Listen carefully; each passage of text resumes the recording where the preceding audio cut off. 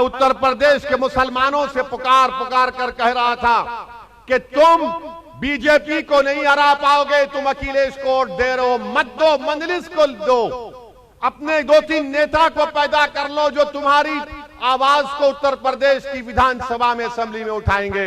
मगर सबने कहा ओवैसी साहब मजबूरी है। मैंने कहा इतनी मजबूरी तो नहीं है कि तुम अपनों को छोड़कर दूसरों को वोट दोगे, दो तुम्हारा इख्तियार है, मगर तुम्हारा नुकसान होगा, तुम नहीं रोक पाओगे। अब उत्तर प्रदेश की आवाम में एक तब्दीली आ रही है इंशाअल्लाह। उनको बात समझ में आ रही कि जो दीवाना पुकार पुकार कर कह रहा था, जिसकी गाड़ी पर 6-6 गोलियां बरसाई गई, उसके बाद भी हमारे दरमियान में खड़ा था। आज उत्तर प्रदेश की आवाम तब्दीली पैदा कर रही है। उत्तर प्रदेश के लोकल बॉडी के इलेक्शन हुए, मैं मेरठ की सरजमीन की आवाम को नागपुर की सरजमीन से सलाम करता हूं। मजलिस के मेयर के कैंडिडेट को 1,28,000 वोट मिले। हमारे 11 कॉर्पोरेटर मेरठ में कामयाब हुए, 11 कॉर्पोरेटर हमारे कामयाब हुए। संभल में मजलिस का चेयरमैन, कांट में मजलिस का चेयरमैन, 100 से ज्यादा कॉर्पोरेटर उत्तर प्रदेश पर मजलिस के कामयाब है। वो तब्दीली आपको पैदा करना है। मेरी गाड़ी पर 6 गोलियां चलाई गई, अल्हम्दुलिल्लाह अल्लाह ने नबी करीम सल्लल्लाहु अलैहि वसल्लम के सदक़े में मुझे बचा लिया, आपकी दुआएं थीं। मैंने मौत को करीब से देखा, मगर अल्हम्दुलिल्लाह अल्लाह ने मेरे दिल में खौफ को पैदा होने नहीं दिया। मैं दूसरे दिन से दोबारा उत्तर प्रदेश में गया और वोट के लिए अपील करता रहा, क्योंकि मुझे मालूम कि एक ना एक दिन मुझे जाना है। कम से कम जब जाऊंगा तो ये तो तिश्नगी नहीं रहेगी कि मैं इनसे डर कर गया या इनके सामने झुक कर गया या मैं आरएसएस के दफ्तर पर जाकर मिलकर आया। कम से कम इतनी तो ये तसल्ली रहेगी कि हाँ, मेरे आमाल खराब जरूर है, मगर जब अल्लाह के सामने खड़े रहूंगा तो रब्बे करीम के सामने मुझे उसका फजल और करम ही जन्नत में जाएगा। मगर मेरे दिल में यह मलाल तो नहीं होगा कि मैंने जालिमों से समझौता कर लिया था, मैंने मजलूमों की आवाज नहीं उठाई थी। कौन तुम्हारी आवाज को उठाएगा? कब तक तुम मुझे मेरी तरफ देखोगे, इम्तियाज जलील की तरफ देखोगे? अरे हम इंसान हैं भाई, हम कभी ना कभी ये चिराग गुल हो जाएगा, हम दुनिया से चले जाएंगे। फिर तुम किसको लेकर आओगे? तुम आसमान से नहीं आएगा, कोई जमीन से निकल कर नहीं आएगा, तुम्हारे दरमियान से तुमको अपना लीडर बनाना पड़ेगा। सोचो मेरी इस बात को।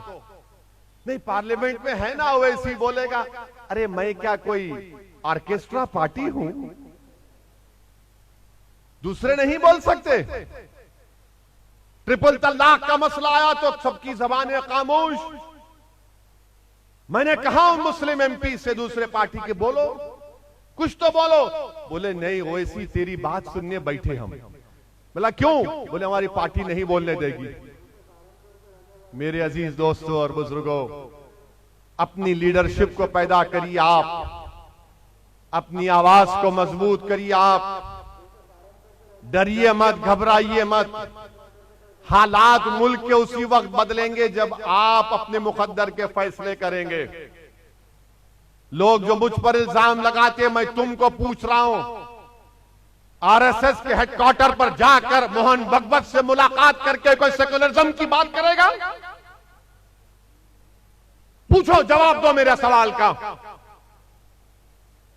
मोहन भगवत से जाकर मिलते हैं और फिर बोलते हैं सेकुलरिज्म की बात और ओवैसी वोट काटने वाला है। अरे मैं तो आरएसएस की आइडियोलॉजी का सख्त मुखालिफत रहा हूं और रहूंगा इंशाअल्लाह ताला, बल्कि मेरी पूरी नस्ल सुबह कयामत तक आरएसएस के खिलाफ रहेगी।